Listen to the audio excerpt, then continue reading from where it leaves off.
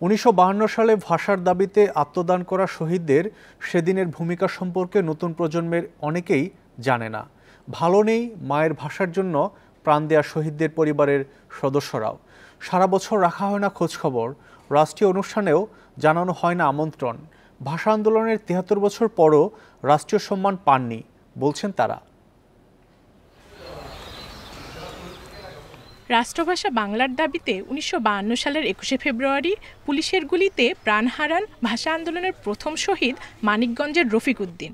সিংগাইরের পারিল গ্রামে তার নামে গ্রন্থাগার ও স্মৃতি জাদুঘর এবং পৈতৃক বাড়িতে শহীদ মিনার হলেও নেই কোনো স্মৃতিচিহ্ন।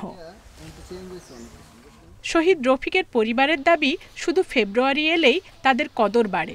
অনেকে অনেক কিছু করতে চায়, কিন্তু 21 তারিখ চলে গেলে সবাই প্রতিশ্রুতি ভুলে যায়।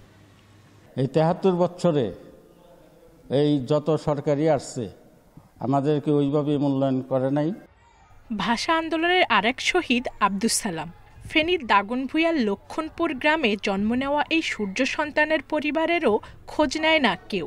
৬ বছর আগে আজিমপুর কবরস্থানে শহীদ সালামের কবর চিহ্নিত হলেও সংরক্ষণ করা হয়নি আজও। ভাষা শহীদ সালামের কবর ঢাকা আজিমপুর কবরস্থানে চিহ্নিত করা হয়েছে। সংস্কারের জন্য জোর আবেদন করছি ঢাকা সিটি কর্পোরেশনের কাছে, যেন তারা উদ্যোগ নিয়ে কাজটি সমাপ্ত করে।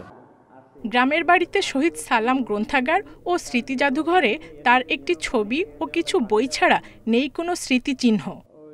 অগ্রণী এমন কিছু স্বেচ্ছাসেবীদের নিয়ে আমরা এই লাইব্রেরিটাকে আরও প্রাণবন্ত করব এবং একটি মেধাভিত্তিক জাতি গঠনে এই লাইব্রেরিটি সহায়ক হবে। সেই সাথে ভাষা শহীদ আব্দুস সালামের স্মৃতিকেও ধরে রাখা সম্ভব হবে।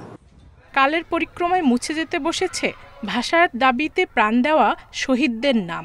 বর্তমান প্রজন্মকে ভাষা আন্দোলনের ইতিহাস জানাতে উদ্যোগ নেওয়ার আহ্বান শহীদ পরিবারের সদস্যদের।